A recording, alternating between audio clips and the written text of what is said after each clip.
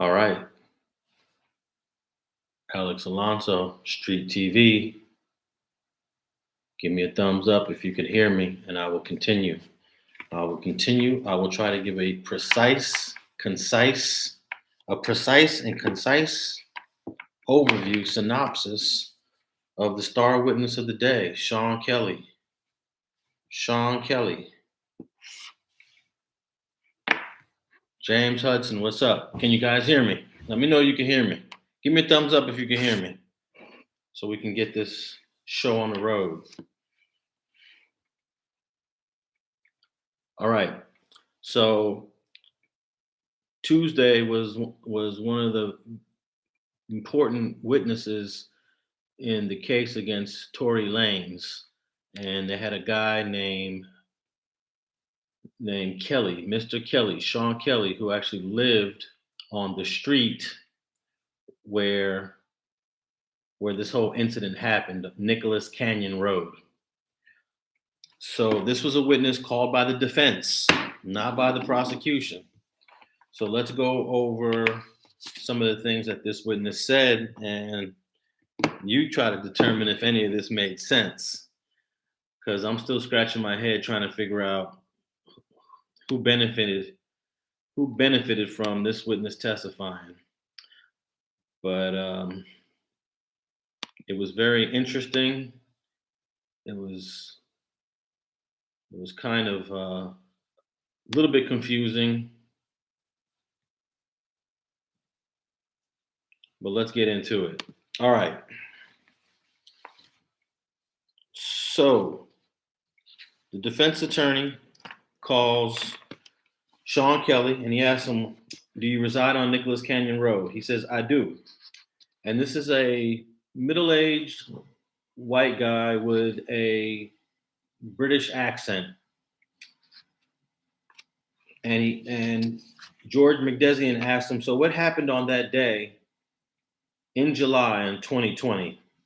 He said he was asleep and the back of his house faces Nicolas Canyon. There's a large driveway with garages. They often use my driveway to talk because there's no cell service past that point. I heard lots of shouting. I opened up the balcony and asked them to leave. My son opened his window." And I'm going to post a picture of this whole area on the community tab, the community section of the YouTube channel. It's already posted on my Twitter page at AlexAlonso101. You can see exactly where Mr. Kelly's referring to. So they show him a photo of the house. They show him a photo of the street where his house is at. And he asked him, "What does this photo show?" He said, "That's my driveway. There's a vehicle, and that's my house." "Is that a balcony door?" "That's my bedroom. And the two windows that face Nicolas Canyon Road, those are my two bedroom windows. The balcony windows on the side." "So tell us when you was awakened. Did you see the vehicle?" I did." And then the defense attorney asked him to draw on this map where he saw the vehicle at. So he drew a big rectangle where this black Cadillac Escalade pulled on the side of the street, half kind of in his driveway on Nicolas Canyon Road. "When I looked through the double windows, there were two girls. I saw two girls arguing." So this is the first time we actually get some confirmation that the two girls were fighting. Most of us have already figured out that Megan and Kelsey got into a fight, but this witness, Sean Kelly, actually says he saw them fighting. And then McDesian asked him, "Did it escalate?" He said, "Yes." "Where were you standing?" Or where were they standing? And he on the picture, he points to the passenger side of the car. The car is parked on Nicolas Canyon Road, facing north on the west side, on the east side of the street. And then he said two doors open. He said he stepped out on his balcony, and the two girls started fighting. They were pulling hair, hitting each other. He said it was quite violent. And then McDesian asked him, "Was there a third person?" Yes, I saw a tall gentleman get out the driver's side wearing all black. He was black. Large guy out of the driver's seat. That would have been Jaquan Robinson. You saw Jaquan Robinson get out the car. Did he get involved with the two women?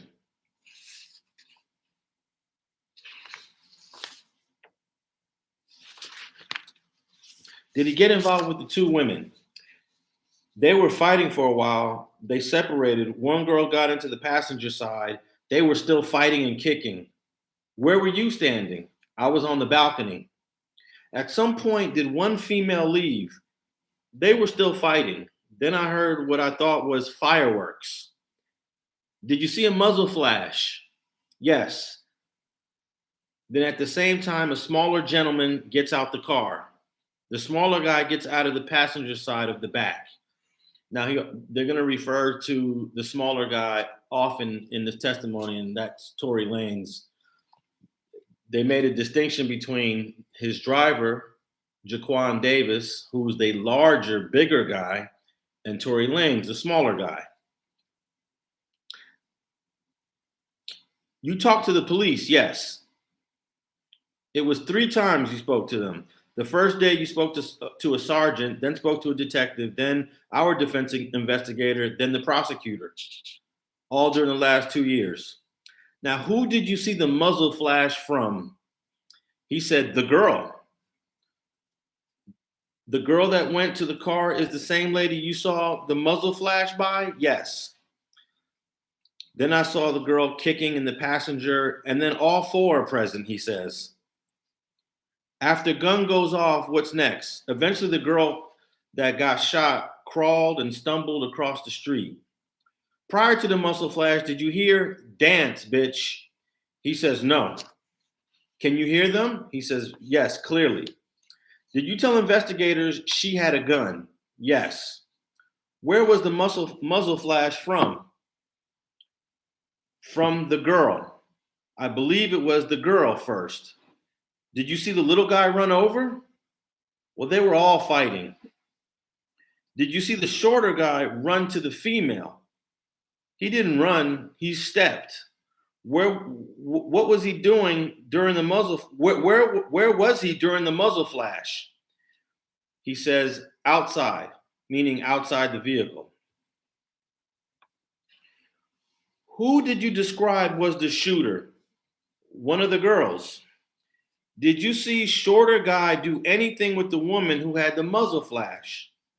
At this point, the defense attorney is trying to get him to say the girl shot first, and then Tory went over there to grab the gun to stop the shooting. This is what the defense attorney is trying to get at, but he doesn't quite get the witness to say that.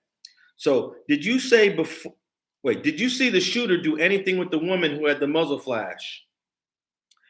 And then they look at a report because he doesn't remember. They look at a report, and then from the report, then you said shorter guy was trying to take gun away. This is a defense report that they prepared from their defense investigator. So you said shorter guy was trying to take gun away. Did you say that? And then he says, well, the flashes came from him. And this is where his testimony started to take a turn.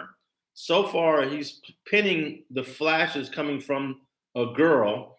Then at this point, he says the flashes come from him, meaning Tory Lanez. So it gets a little crazy.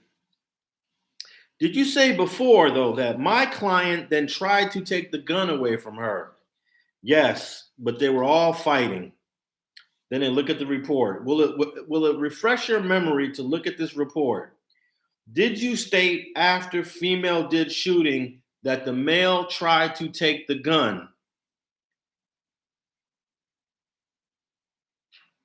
And then he said, well, I didn't hear him say, excuse me, give me the gun, it's my turn. And then there were a lot of chuckles in the courtroom because what the witness is now basically saying is that a girl had the gun first, was shooting, and then the little guy had the gun second and was shooting. So now it's getting confusing because basically he's saying 2 shooters. Now we heard the audio of the shooting in court, and the shots are pretty fast. They're pretty rapid. There's a slight pause, but they're pretty rapid, suggesting that the shooting had to have come from one person at one time. Who did initial? Now the defense attorney is getting a little frustrated because he's not getting the answer that he wants. So then he says, "Who did initial shooting?" And I thought it was interesting that he's using the word initial. That suggests that like there are other shootings. And he says, "I believe it was the girl, but I didn't realize it was a shooting." You spoke to Detective Stogner. You spoke to the defense investigators, the prosecution investigator. Who did you say initiated the shooting? Witness says, "I said girl, but it looked like he was doing shooting too. They were all fighting, even the driver." Then everybody was like, "What?" Because up to this point, the driver, Jaquan Smith, nobody's had nothing to say about him being involved in whatever happened between Megan, Kelsey, and Tori. But this witness is saying even the driver was involved. Now, then he asked, "Wasn't the driver trying to separate?" And then he says, "Yes, he was violently separating them," meaning the girls. "Was my client in the car when the first shot happened?" Then he says, "Yes." "Then you see the shorter guy with the gun?" "Yes, but I never saw the gun. I just saw flashes." So he's basically saying that the shorter guy, Tory Lanez, is still in the car when he first sees flashes, but then the shorter guy gets out and sees more flashes. So it's a little unclear. He sees flashes from the girl, but then immediately the shorter guy gets out, Tory Lanez, and he sees flashes from him. Now there's only one gun. There's only one gun. When police came, you went downstairs. Now he has a 2-story house and his bedroom is on the 2nd floor and he's looking down at all of this. "Yes." "How many minutes after?" 15 minutes. 15 to 20 minutes. "You were truthful to the police?" "Yes." "Were there 2 women fighting and third guy separating them?" "Yes." Now that third guy would have been Jaquan. "So who was fighting?" "The 2 girls." "Who had gun initially?" "The girl." "So initial fight is with 2 girls?" "Yes." "Larger guy gets out of car first?" "Yes." "Then shorter guy came out after?" "Yes." Okay, so that right there kind of made some sense. 2 girls are fighting. He sees muzzle flash from a girl. No, 2 girls are fighting. Then the bigger guy separates them. Then he sees muzzle flash, and then the little guy comes out. "So who did you see initially with the gun?" "The girl." "Then you see a lady. Then you see a lady across the street. Apparently, Megan gets shot in the foot and hobbles across the street." "Yes." And then this is where, then he said something that really surprised everyone. Then he says, "Yes, they were beating her there." Apparently, she went across the street, fell to the ground, and was in a fetal position. And when she was in that position, this witness, Mr. Kelly, says all 3 of them, Jaquan, that would be Jaquan, Tori, and Kelsey, were over there beating her. And then he said he heard the larger gentleman say, "Hey, the police are coming. They looked like they were going to throw her in the lake." Now, I don't know if there's any lake near Nicolas Canyon Road. Can somebody fact check that for me? Because this is when I started saying to myself, this witness is losing all credibility. He said he thought they were going to kill her and throw her in the lake. But then they get into the car, they speed off driving north on Nicolas Canyon Road. They bust a U-turn and come back down to Hollywood Boulevard. Defense attorney says, "All right, no further questions." On cross-examination by Alexander Bott, he says, "You called 911? Yes."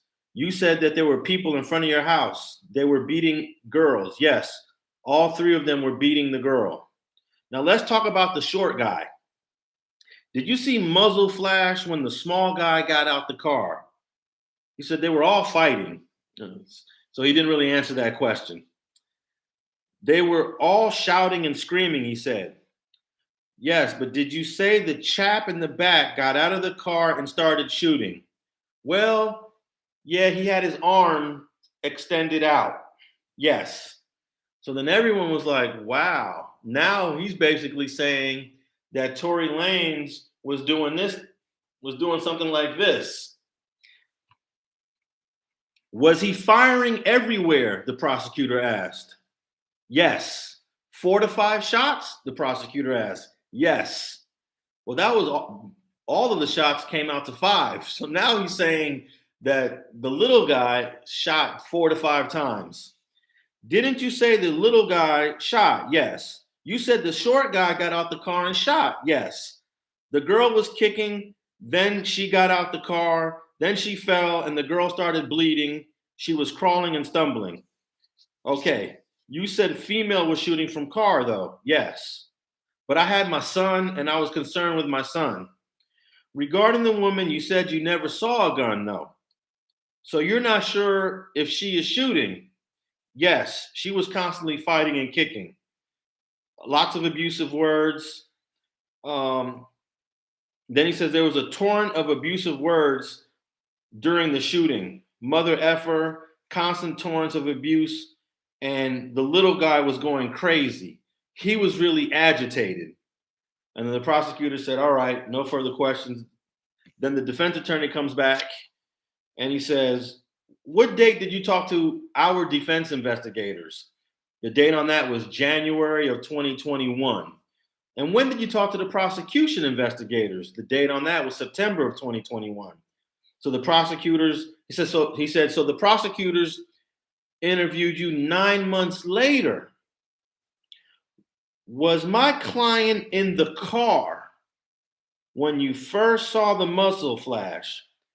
And then he said, well, the chap got out the car and started shooting. So that's when it got crazy. Now he's just basically saying he got out the car and started shooting. This is after he said the girl started shooting. But you said the little guy was doing something else. Was my client still in the car during the initial shooting? Then he says, yes. They were shouting. The 2 girls were fighting. There was lots of swearing. And then he says, who fired first shot? And he says, girl. Nothing further. Back to the prosecutor. And the prosecutor says, did the defense investigators do a walkthrough with you first before they recorded your statement? He said, yes. Did they do a dry run? Yes. Then they recorded after the defense investigator did the dry run. Yes. So basically what the prosecutor was kind of alluding to was that the defense investigator interviewed Mr. Kelly first without recording, I guess to find out what he was going to say. And then once they found out what he's going to say, then they recorded him. Because if you record someone without knowing what they're going to say, and they say something that's not beneficial to the defense, they still got to turn that recording over. So then they took a lunch break. They came back. The prosecutor was still asking questions. And then the first officer on the scene was Officer Diaz. And the prosecutor says, you never mentioned a female shooting to Officer Diaz, who responded to the scene. He said, well, when I was speaking with the officer, I was more concerned with my son. When you met with defense investigators, who suggested that there was a struggle over the gun? I don't know. Well, would reviewing the transcript refresh your memory? So they looked, and he said, not really. Then he asked, when the short guy was shooting, was his arm stretched out? And the witness said, yes. What happened after you saw the female fall? She crawled, hobbled, fell. Was the short guy the loudest? Yes, his tone was very aggressive. No further questions. Defense attorney comes back. He says, in the 911 call, did anyone ask you to describe the shooter? And then after looking at a transcript, the answer is no. Anyone question you about a description of the shooter? No. And I found that very interesting that Officer Diaz and the 911 callers never asked who was shooting. Can you give us a description? Every time you hear a 911 call, the dispatcher usually says, give us a description. What does he or she look like? How tall? What race? That was never done here. Over the phone with the police, you gave a description of who had the gun. A female, right?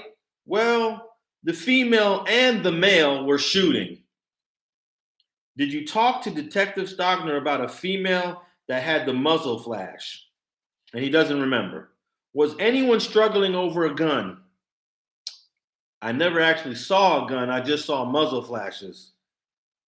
My client was struggling with the girl you saw muzzle flashes with, right? They were all struggling. And that was the end of Mr. Kelly's testimony. I'm not sure who scores points on that one, but he definitely said that Tory was shooting multiple times, but he also says that the girl was the shooter first. He's basically suggesting that there are two shooters. When you listen to that audio, it sounds like there's only one person shooting because the bullets happen in rapid succession. So what do you guys think of this testimony by Sean Kelly? And I'll look at a couple of questions before I hop off here.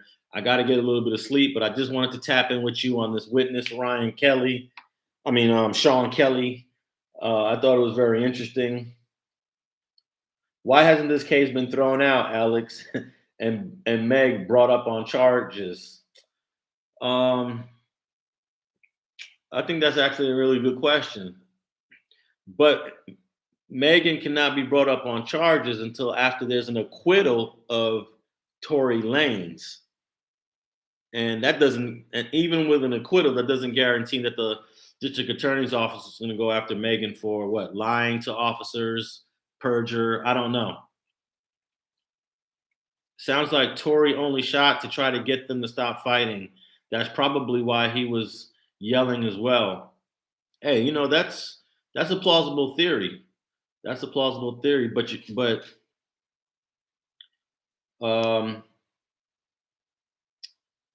Megan did have bullet fragments in her left foot. She actually had bullet fragments in both feet, but she had larger fragments in her left foot. But one of the things that we know for certain now is that Megan and Kelsey was squabbling. They were fighting, and we kind of already knew that, but we were just kind of figuring that out by deduction. But we heard from this witness that he saw them fighting. That's the first thing he saw was the two girls fighting when he came out on his balcony.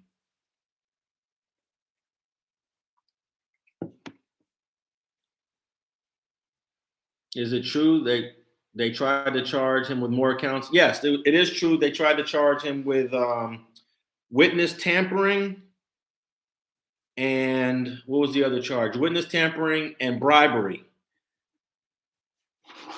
The prosecution made a motion to add 2 more charges. That's usually a sign of desperation.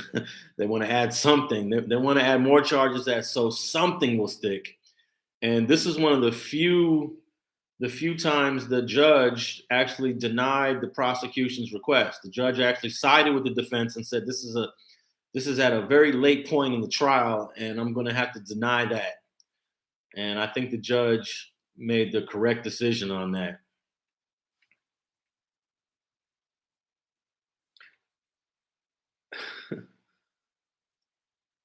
Can't believe they stained Tory's character. Megan and Kelsey fighting makes it more plausible that Tory was breaking up the fight. Well, no, the witness says that the big guy that was driving was the one breaking up the fight. You got to remember that Megan is about 5'10". Kelsey is 4'11", And I'm not sure what Tori's height is, but it's somewhere 5'3", 5'4", 5'5", somewhere in there. But the driver was considered big and tall. So I don't think that Tori was trying to break up the fight. Like the witness said, he saw the big black gentleman breaking up the fight.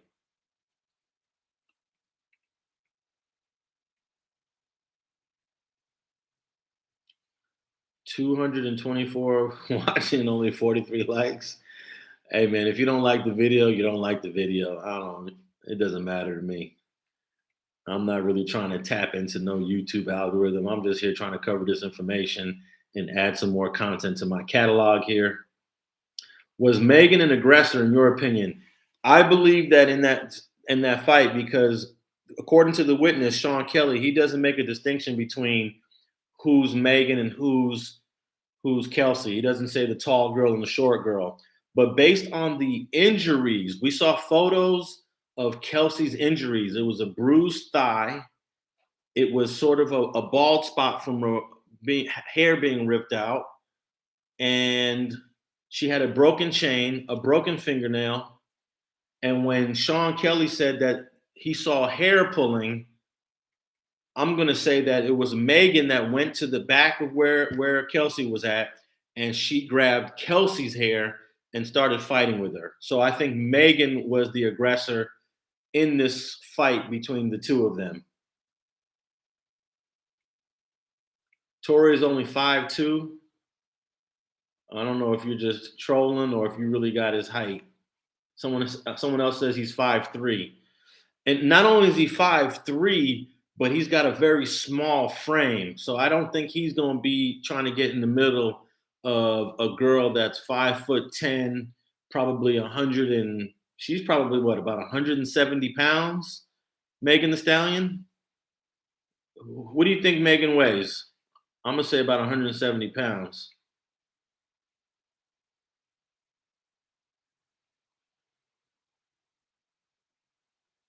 How many guns the cops find? That's a great question.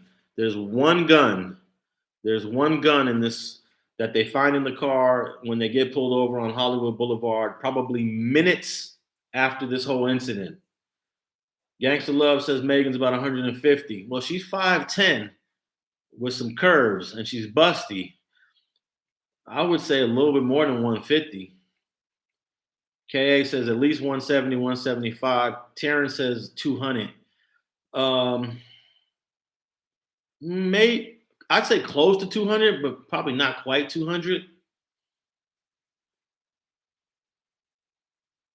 So what do y'all think? This guy put the gun in the girl's hand and he put the gun in the little guy's hand. He's basically saying two shooters. They both had muzzle flash. It's crazy.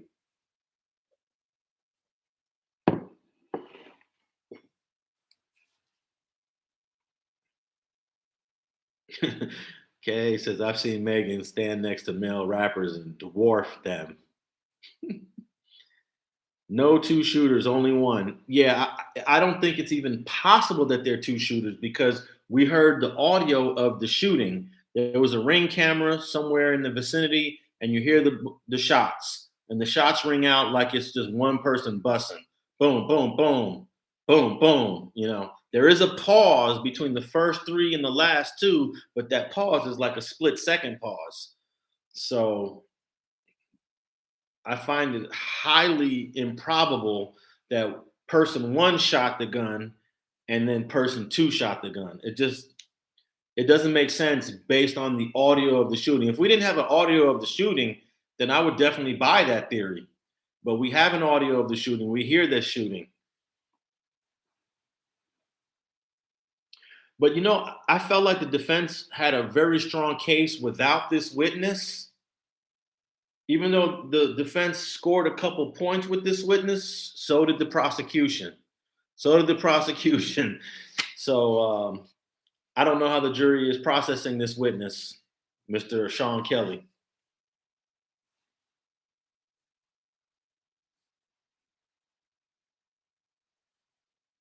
If there were two shooters, how do they prove which one gave the fragments? Maybe that's why they came in with that third charge with negligent discharging of a firearm.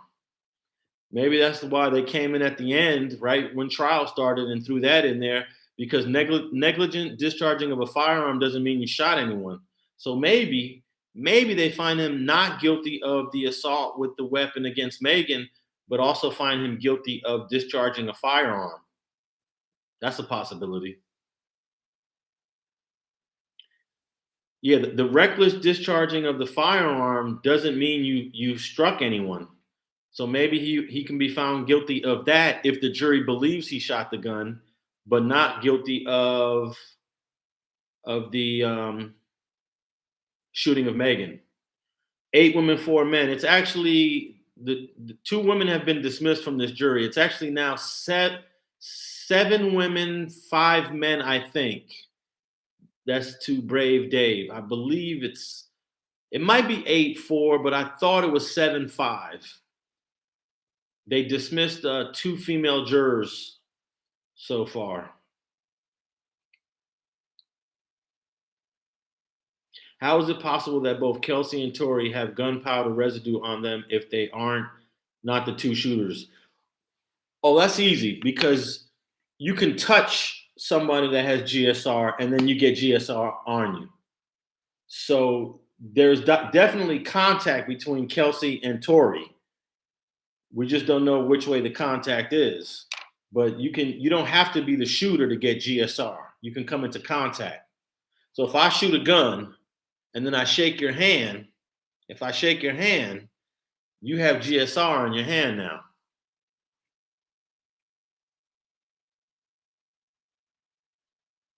There wasn't a juror compromised. There was a juror that had some medical appointments, some doctor appointments that they could not miss. So they had to be dismissed.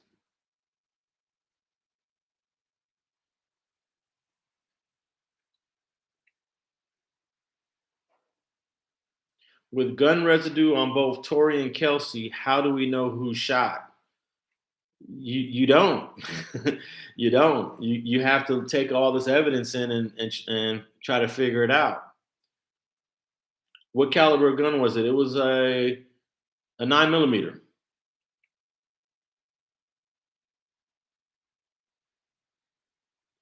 How can they charge him if his DNA is inconclusive on the gun? Well, the DNA being inconclusive, it means his DNA could be on the gun or his DNA is not on the gun. It's inconclusive. So it does leave the possibility that one of those 3 DNA profiles belongs to him. Remember, the first 90% of the DNA belongs to one unknown male. That's not Tory Lanez. And then there's a 5%, 3%, and 2%. So if his DNA is on that gun, it's either the 5%, the 3%, or the 2% person, which I find interesting because you would think it would be the person with the most DNA on the gun, the 90%, but 90% of the DNA belongs to an unknown male. So I don't know. I don't know how they could even make an argument, the prosecution, of DNA that favors them.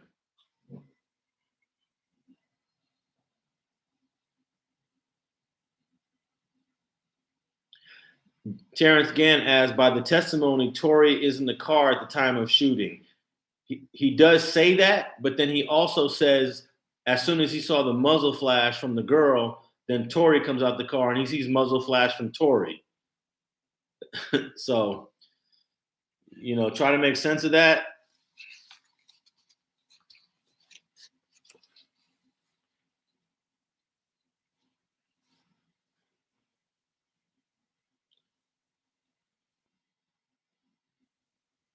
Do you think Megan's career is over if she's lying? No, her career is definitely not going to be over because of this case. I mean, this is she's the victim. Yes, she probably lied. I mean, I'm not even going to say probably. She absolutely lied. She lied on television. She lied in interviews. She lied on the stand. She lied to investigators. She lied to the LAPD. She lied to her best friend. But at the end of the day, I think that as time passes, people are going to forget, and life goes on, and her career will go according to however it was going to go, and this case will probably have very little impact on her career. Tory snatched the gun away. I don't think he was the shooter. That's quite possible.